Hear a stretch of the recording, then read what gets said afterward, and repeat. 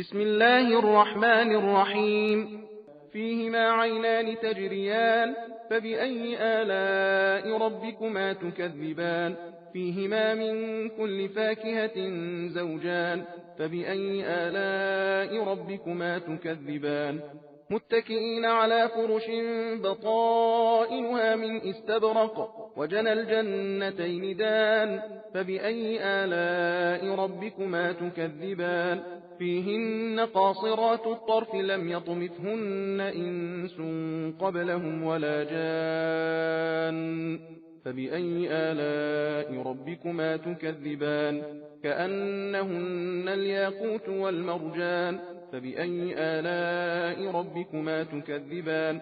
هل جزاء الإحسان إلا الإحسان؟ فبأي آلاء ربكما تكذبان؟ ومن دونهما جنتان، فبأي آلاء ربكما تكذبان؟ مدهامتان، فبأي آلاء ربكما تكذبان؟ فيهما عينان نضاختان، فبأي آلاء ربكما تكذبان؟ فيهما فاكهة ونخل ورمان، فبأي آلاء ربكما تكذبان؟ فيهن خيرات حسان، فبأي آلاء ربكما تكذبان؟ حور مقصورات في الخيام، فبأي آلاء ربكما تكذبان؟ لم يطمثهن إنس قبلهم ولا جان، فبأي آلاء ربكما تكذبان؟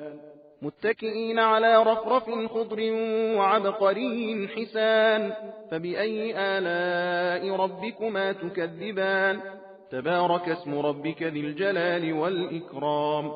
بسم الله الرحمن الرحيم. إذا وقعت الواقعة ليس لوقعتها كاذبة، خافضة رافعة. إذا رجت الأرض رجا، وبست الجبال بسا، فكانت هباء منبثا، وكنتم أزواجا ثلاثة، فأصحاب الميمنة ما أصحاب الميمنة، وأصحاب المشأمة ما أصحاب المشأمة، والسابقون السابقون أولئك المقربون في جنات النعيم. ثلة من الأولين وقليل من الآخرين. على سرر موضونة متكئين عليها متقابلين. يطوف عليهم ولدان مخلدون بأكواب وأباريق وكأس من معين.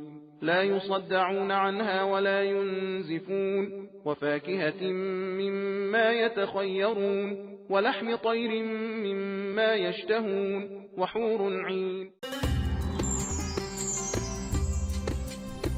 सबील कुरान हिदायत का रास्ता।